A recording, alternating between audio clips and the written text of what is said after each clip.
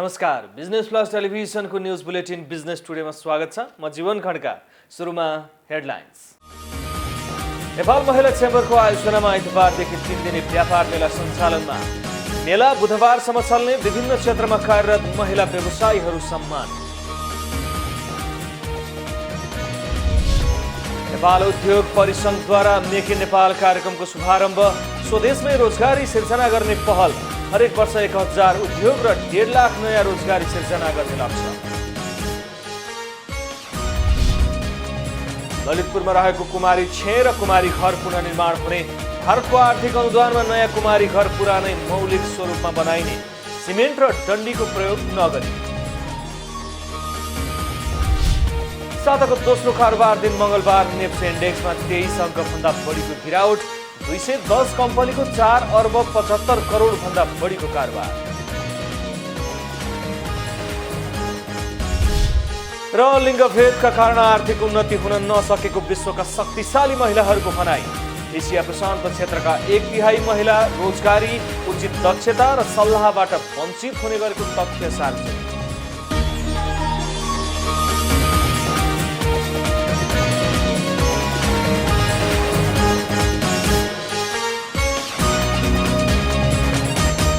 Business टुडेको सुरुमा नेपाल महिला चेम्बरको 3 दिने व्यापार मेला सम्बन्धी समाचार। नेपाल चेम्बर अफ कमर्सको 70औं वार्षिकोत्सव तथा 111औं अन्तर्राष्ट्रिय नारी दिवसको अवसरमा नेपाल महिला चेम्बरले 3 दिने व्यापार मेलाको आयोजना गरेको छ। उपराष्ट्रपति नन्दबहादुर पुनले सोमबार व्यापार मेलाको उद्घाटन गर्नुभएको हो। कार्यक्रममा उपराष्ट्रपति पुनले सामाजिक राजनैतिक रूपान्तरणमा महिलाहरूको महत्त्वपूर्ण भूमिका रहे पनि वास्तविक सम्मान हुन नसकेको बताउनुभयो। 111औं अन्तर्राष्ट्रिय नारी दिवसको अवसरमा महिला चेम्बरले 5 जना महिला व्यवसायीहरूलाई सम्मान गरेको थियो। आईटी एन्ड इनोभेसन अवार्डबाट अदिति गोयल सम्मानित हुनुभएको छ भने बिजनेस मोटिभेटर अवार्डबाट राधालक्ष्मी श्रेष्ठ सम्मानित हुनुभएको छ। यस्तै एग्रो एन्टरप्रेनर अवार्ड झापाको कन्काई महिला ग्रुपले प्राप्त गरेको छ। यता महिला उद्यमी अवार्ड रेखा चौधरी शर्माले प्राप्त गर्नुभएको छ। कार्यक्रममा नेपालका लागि युरोपियन डेलिगेसनका प्रमुख नोना डेफ्रेज, श्रीलङ्काका राजदूत हिमाली सुभासिनी अरुणा तिलका र अस्ट्रेलियन राजदूत फेलिसिटी जेभिन्झल्कोले उपस्थिति जनाउनु भएको थियो। व्यापार मेला बुधबारसम्म चल्नेछ। देशमा उद्योग र उत्पादन क्षेत्रको योगदान राष्ट्रिय अर्थतन्त्रमा घटिरहेको उद्योग र उत्पादन क्षेत्रको खासै प्रस्तुतन हुन सकिरहेको छैन। रोजगारीको अभावमा युवा शक्ति विदेश पलायन हुने क्रम नरोकिएको अवस्थामा नेपाल उद्योग परिसंघले स्वदेशमै रोजगारी सिर्जना गर्ने र उद्योग उत्पादनमा वृद्धि गरी आत्मनिर्भरमुखी अर्थतन्त्रको विकासमा योगदान पुर्याउने उद्देश्यका साथ मेक इन नेपाल कार्यक्रमको शुभारम्भ गरेको छ। यो कार्यक्रम मार्फत हरेक वर्ष देशमा 1000 नयाँ उद्योगहरू स्थापना गर्ने र 1.5 लाख नयाँ रोजगारी सिर्जना गर्ने प्रमुख लक्ष्य राखिएको छ। एक रिपोर्ट। नेपालमा अहिले युवा जनशक्ति या त अलमल्ल र निराश छन् या त विदेश कसरी जाने भन्ने सोचमा भड्किरहेका छन् या त विदेश पलायन भइरहेका छन्। नेपालका गाउँघरका प्राय हरेक युवा युवतीको उद्देश्य नै विदेश कसरी जाने भन्ने रहेको देखिन्छ। शहरमा रहेको युवा जनशक्ति पनि धेरै हदसम्म विदेश जाने ध्याउनमै रहेको देखिन्छ। फरक यति मात्रै हो कि शहरका युवा युवतीको लक्ष्य युरोप, अमेरिका, अस्ट्रेलिया रहने गरेको छ भने ग्रामीण क्षेत्रको युवा जनशक्तिको लक्ष्य जापान, कोरिया र त्यो नपाए मलेसिया र अरब राष्ट्रहरू हुने गरेको देखिन्छ। युवा जनशक्ति विदेश पलायन हुनुको पछाडि स्वदेशमा रोजगारीको अभाव नै हो भन्ने कुनै न कुनै अवस्थामा यहाँको रोजगारीले जीवनयापन गर्न नसकेका कारणबाट पनि हुने गरेको देखिन्छ। यसरी देशमा उद्योग व्यवसायहरू खासै रूपमा फस्टाउन नसकेको, रोजगारी सृजना हुन नसक्दा युवा जनशक्ति निराश र पलायन भइरहेको अवस्थामा नेपालका उद्योगीहरूको छाता संगठन नेपाल उद्योग परिसंघले मेक इन नेपाल स्वदेशी अभियानको शुभारम्भ गरेको छ। यो कार्यक्रमको प्रधानमन्त्री केपी शर्मा ओलीले उद्घाटन गर्नुभएको छ। यो कार्यक्रम अन्तर्गत स्वदेशी उत्पादनलाई प्रोत्साहन गर्ने र उत्पादनलाई प्रवर्धन गर्ने लक्ष्य राखिएको छ। मेक इन नेपाल कार्यक्रमले हरेक वर्ष 1000 नयाँ उद्योग स्थापना गर्ने र 1,50,000 मानिसलाई रोजगारी दिने लक्ष्य राखेको छ। नेपालको श्रम बजारमा हरेक वर्ष 4.5 लाखदेखि 5 लाखसम्म मानिसहरू रोजगारी बजारमा प्रवेश गर्ने गरेका छन्। यस हिसाबले परिसंघले परिकल्पना गरे अनुसार हरेक साल 1,50,000 मानिसले रोजगारी प्राप्त गरेको खण्डमा अर्थतन्त्रका लागि ठूलै योगदान पुग्ने देखिन्छ। कुल गार्हस्थ्य उत्पादनमा उद्योग र उत्पादन क्षेत्रको योगदान घट्दै गइरहेको बेलामा परिसंघले मेक इन नेपाल कार्यक्रम अन्तर्गत यो क्षेत्रको कुल गार्हस्थ्य उत्पादनलाई बढाएर आगामी 5 वर्ष अर्थात् 2025 सम्ममा 22% र 2030 सम्ममा 30% पुर्याउने लक्ष्य पनि राखेको छ। यसैगरी निर्याततर्फको लक्ष्य पनि निकै महत्त्वकांक्षी देखिएको छ। अहिले नेपालबाट वार्षिक रूपमा 1 खर्ब रुपैयाँ भन्दा केही बढी मूल्यका वस्तुहरू निर्यात भइरहेकोमा यसलाई झण्डै 4 गुणाले बढाएर आगामी 5 वर्षमा 4 अर्ब 30 करोड डलरको निर्यात गर्ने लक्ष्य पनि राखिएको छ।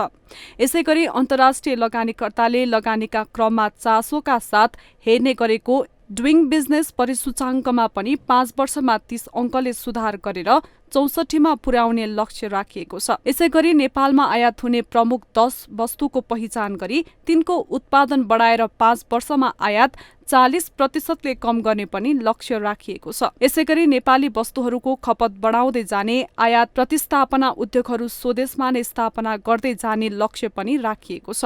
यी लक्ष्य प्राप्तिका लागि हरेक वर्ष कुल गार्हस्थ्य उत्पादनको 20% पूर्वाधारमा खर्च गर्नुपर्ने आवश्यकता पनि औल्याइएको छ। मेक इन नेपाल कार्यक्रमको शुभारम्भ गर्दै प्रधानमन्त्री केपी शर्मा ओलीले यो अभियानले राष्ट्रिय अर्थतन्त्रलाई आत्मनिर्भर बनाउन योगदान पुर्याउने धारणा राख्नु भएको थियो। ललितपुरमा रहेको कुमारी छे र कुमारी घर पुनर्निर्माण हुने भएको छ। 2072 सालको भूकम्पले क्षतिग्रस्त रहेको ललितपुर स्थित कुमारी छे र कुमारी घर भारत सरकारको अनुदानमा पुनर्निर्माण हुने भएको हो। मंगलबार भारतीय राजदूत विनय मोहन क्वात्राले ललितपुर महानगरपालिका वडा नम्बर 16 मा रहेको कुमारी छे र कुमारी निवासको शिलान्यास गर्नुभयो। भारत सरकारको आर्थिक अनुदानमा नयाँ कुमारी घर निर्माण गर्न लागि हो।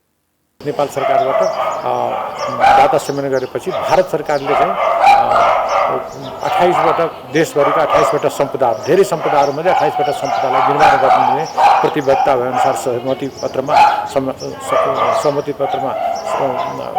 समझदारी पत्रमा चाहिँ हस्ताक्षर भयो र त्यसमध्ये 28 मध्येको एउटा कुमारी छे कुमारी घर पनि एक हो र यो करिब यसको चाहिँ 5 करोड 19 लाखको यसको चाहिँ लागत अनुमान थियो। पछि चाहिँ यो ठेक्कापट्टा गर्दाखेरि बोलपत्र आउने गर्दाखेरि विभिन्न निर्माण व्यवसायले यसमा चाहिँ प्रतिस्पर्धाखेरि 13.5% जति घटियो।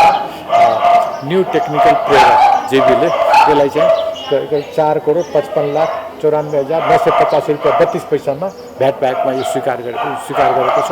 भौतिक संरचनाहरू पुरानै मौलिक स्वरूपमा बनाउने र सिमेन्ट डन्डीको प्रयोग नगरिने उहाँले बताउनुभयो। 1.5 वर्षमा बनाइने भवन भूकम्प प्रतिरोधी हुनेछ। बिजनेस टुडेमा पालो भएको छ ब्रेकको।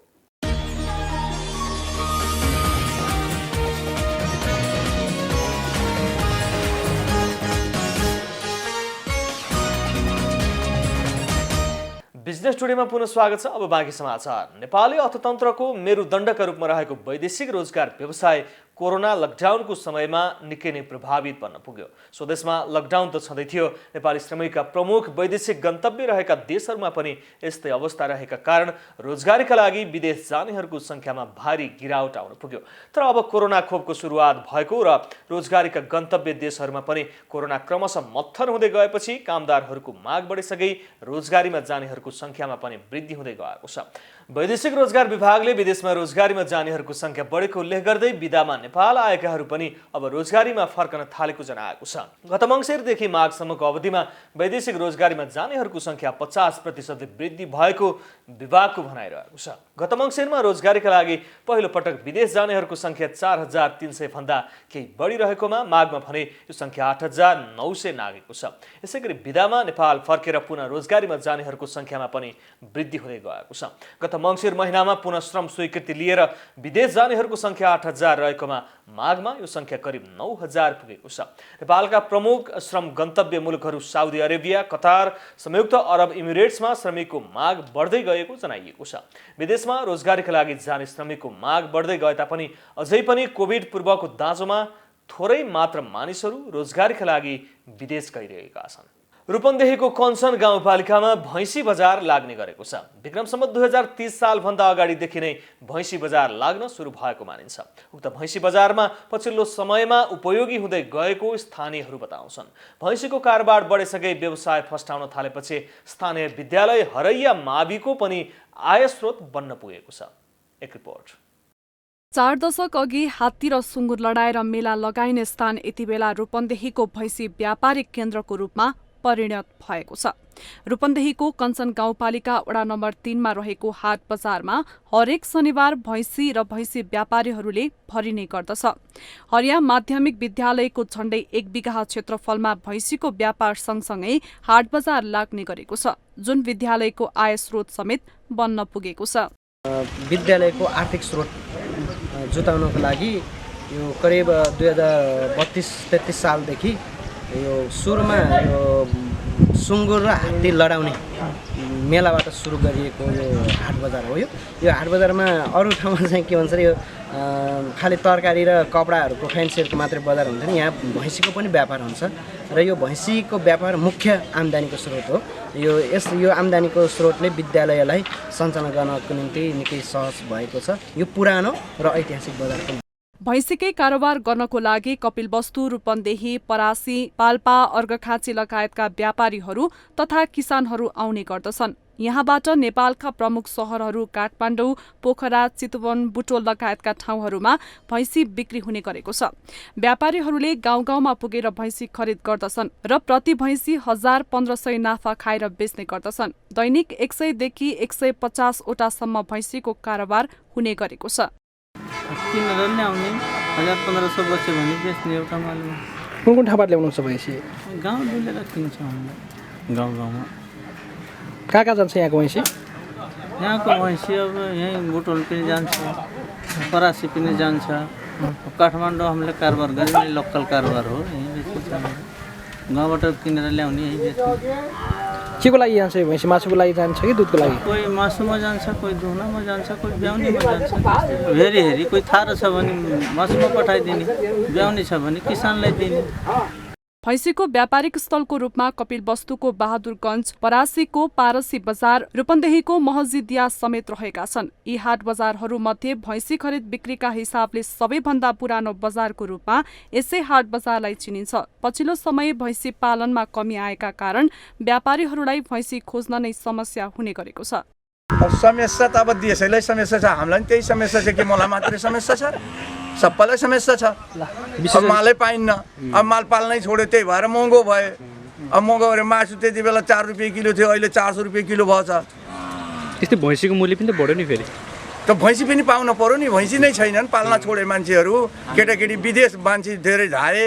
व्यापारीहरूले सोझै गाउँबाट भैँसी खरिद गर्ने हुनाले उनीहरूसँग कागजपत्र हुँदैन, जसले केही प्रशासनिक समस्या रहेको व्यापारीहरूको गुनासो रहेको छ। हाट बजारमा ल्याइसकेपछि प्रति गोटा भैँसीको 200 रुपियाँ कर विद्यालयको सहयोगका लागि काटिने गर्दछ र विद्यालयबाट नै यी भैँसीहरूका बिल र कागजपत्र बनाइन्छ, जसले गर्दा भैँसीको सहज निकासीमा सहयोग भएको छ भने विद्यालयको आय स्रोत समेत बढेको छ। भैँसी व्यापारको महत्वपूर्ण क्षेत्रका रूपमा रहेका यस्ता हाट बजारहरू समय सापेक्ष रूपमा विस्तार र व्यवस्थित गर्नुपर्ने देखिएको छ। रूपन्देही सहकर्मी विमल छेत्रीको सहयोगमा जिल्ला ब्युरोको रिपोर्ट। सुनसरीको धरान स्थित कृषि उपज बजारमा 1 वर्ष यता तेजपत्ताको कारोबार ठप्प जस्तै छ। लकडाउन यता भारतीय व्यापारीहरू तेजपत्ता खरिदका लागि आउन छाडेपछि कारोबार ठप्प भएको कृषि उपज बजारले जनाएको छ। एक रिपोर्ट। मसलाजन्य वस्तुमा प्रयोग हुने तेजपत्ताको कारोबार सुनसरीको धरान स्थित कृषि उपज बजार स्थलमा करिब 1 वर्ष यता ठप्प छ। पूर्वी पहाडी जिल्ला धनकुटाका कृषकहरूको दरिलो आम्दानीको स्रोतको रूपमा रहेको तेजपत्ताको मुख्य बजार भारत हो, तर कोरोना महामारीको रोकथामका लागि गरिएको लकडाउन यता भारतीय व्यापारीहरू तेजपत्ता खरिदको लागि नआउँदा कारोबार ठप्प बनेको हो। डाँडापाखा तथा भिरालो जमिनमा उत्पादन गर्न सकिने तेजपत्ताको कारोबार ठप्प हुँदा यति बेला कृषक मारमा परेका छन्। कृषि उपज बजारका अनुसार गत वर्ष प्रति भारी 1000मा खरिद भएको तेजपत्ता अहिले प्रति भारी 500 रुपियाँ मात्र छ। कृषकहरूले दुःख गरेर ढुवानी गरी ल्याएको तेजपत्ता बिक्री नहुँदा बाध्य भएर कृषि बजारमा थन्क्याउनु पर्ने अवस्था आएको व्यापारीहरूले बताएका छन्। अहिले यो कोरोनाको कारणले गर्दाखेरि यो साल चाहिँ तेजपत्ताको चाहिँ जिरै छ, किनभने अब जति पनि यहाँ धनकुटामा उत्पादन भएको तेजपातहरू चाहिँ हामी 2-4 सालदेखि नै कारोबार चाहिँ गर्ने, तर यो साल चाहिँ कस्तो हो भने लकडाउनको कारणले जोगमुनि नाका र काँगरभित्र नाका चाहिँ बन्द भइदिएको कारणले यसरी स्टक भइरहेछ। अब जस्तै यसमा किसानलाई पनि केही फाइदा छैन, अब गत साल चाहिँ तपाईँको यतिको एउटा यो भारी ल्याएको थिएँ यतिको भारीलाई चाहिँ तपाईँको 800-900 रुपियाँ दिनु पर्थ्यो। अहिले चाहिँ 500 रुपियाँ 600 रुपियाँमा किनेर ढुवानी कहाँको किसानलाई केही छैन। हाम्रो पनि बिक्री नभइसकेपछि मोटामोटी अब यो लगानी मात्रै लाए जस्तो हुन्छ। कृषि उपज बजारका अनुसार 95% तेजपत्ता छिमेकी मुलुक भारतमा निर्यात हुने गरेको छ। कृषि बजारमा वार्षिक करिब 5000 मेट्रिक टन अर्थात् 1 करोड बराबरको तेजपत्ताको कारोबार हुने गरे पनि यो वर्ष कारोबार ठप्प रहेको कृषि उपज बजारले जनाएको छ। हाम्रो इन्डिया बाहेक जाने अर्को देश छैन। अब इन्डियामा गएन भने यहाँ चाहिँ तेजपत्ता बिक्दैन र किसानले पनि डाँडा पाखामा स्वतः त्यो आफै फुल्ने फल्ने अथवा त्यो बिक्री हुने भएकोले बारीबाट ल्याएर यहाँ किसानले बेच्छ। नेपालमा मसलाजन्य उद्योगहरू नगण्य मात्रामा छन्। स्वदेशी उत्पादनलाई जोड दिँदै उद्योग स्थापना तीनै तहको सरकार लाग्न सके कृषकहरूको जीवनस्तर उकास्नुका साथै रोजगारीको सृजना हुने निश्चित छ। सुनसरी सहकर्मी बसन्त बान्तवाको सहयोगमा जिल्ला ब्युरोको रिपोर्ट। बिजनेस टुडेमा पालो भएको छ ब्रेकको।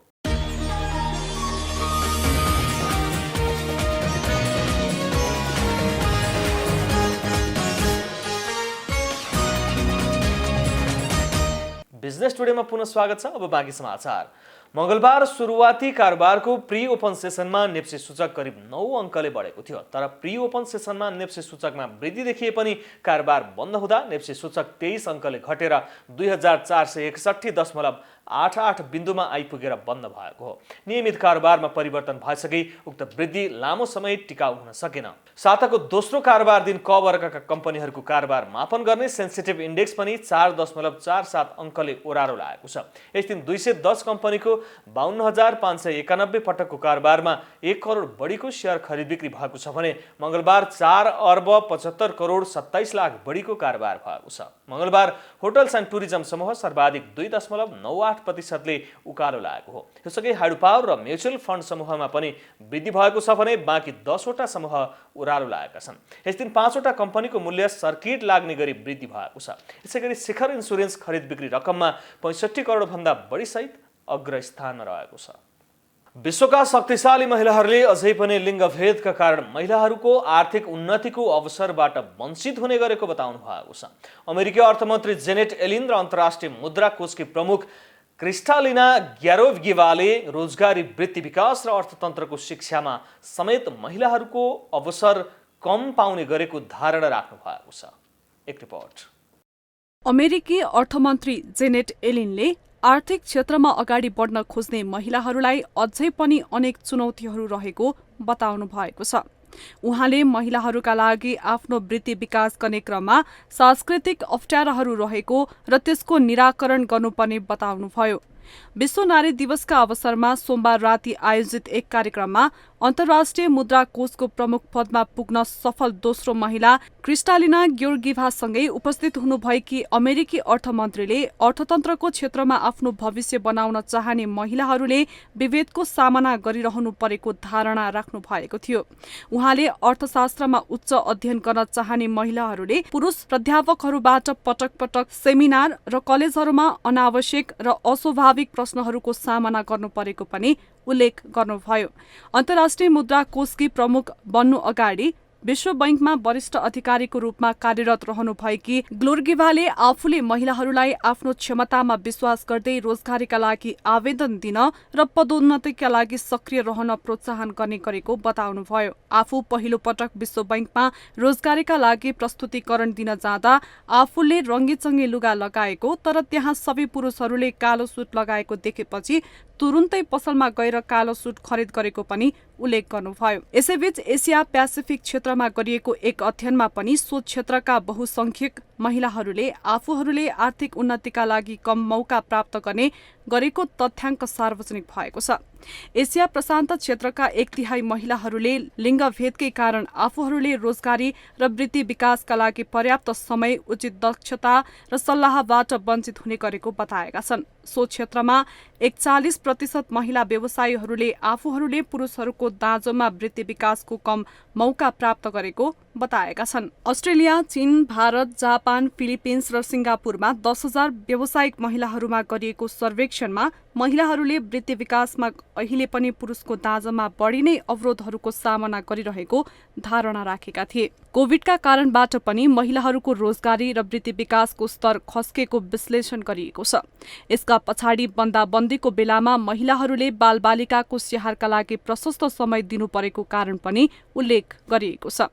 कामकाजी महिलाहरूले बालबालिका र घर परिवारका लागि हप्तामा 31 घण्टाको समय दिनुपर्ने र यो समय कार्यालय समयकै वरिपरि रहेकाले पनि महिलाहरूलाई अवसरको खोजी गर्न कठिनाई हुने गरेको पनि उल्लेख गरिएको छ। अन्तर्राष्ट्रिय संस्था लिङ्किडिनका उपाध्यक्ष फिओन आङले महिलाहरू आफ्नो महत्वाकांक्षा र व्यावसायिक लक्ष्यमा प्रष्ट भएर अगाडि बढ्नुपर्ने बताउनु भएको छ। बुलेटिनको अन्त्यमा अहिलेसम्मका हेडलाइन्स। नेपाल महिला चेम्बरको आयोजनामा आइतबारदेखि 3 दिने व्यापार मेला सञ्चालनमा। मेला बुधबारसम्म चल्ने, विभिन्न क्षेत्रमा कार्यरत महिला व्यवसायीहरू सम्मान। नेपाल उद्योग परिसंघद्वारा मेक इन नेपाल कार्यक्रमको शुभारम्भ। स्वदेशमै रोजगारी सिर्जना गर्ने पहल। हरेक वर्ष 1000 उद्योग र 1.5 लाख नयाँ रोजगारी सिर्जना गर्ने लक्ष्य। ललितपुरमा रहेको कुमारी 6 र कुमारी घर पुनर्निर्माण हुने। भारतको आर्थिक अनुदानमा नयाँ कुमारी घर पुरानै मौलिक स्वरूपमा बनाइने। सिमेन्ट र डन्डीको प्रयोग नगरी। साताको दोस्रो कारोबार दिन मंगलबार नेप्से इन्डेक्समा 23 अङ्कभन्दा बढीको गिरावट। 210 कम्पनीको 4 अर्ब 75 करोड भन्दा बढीको कारोबार। र लिङ्गभेदका कारण आर्थिक उन्नति हुन नसकेको विश्वका शक्तिशाली महिलाहरूको भनाइ। एसिया प्रशान्त क्षेत्रका 1/3 महिला रोजगारी, उचित दक्षता र सल्लाहबाट वञ्चित हुने गरेको तथ्य सार्वजनिक।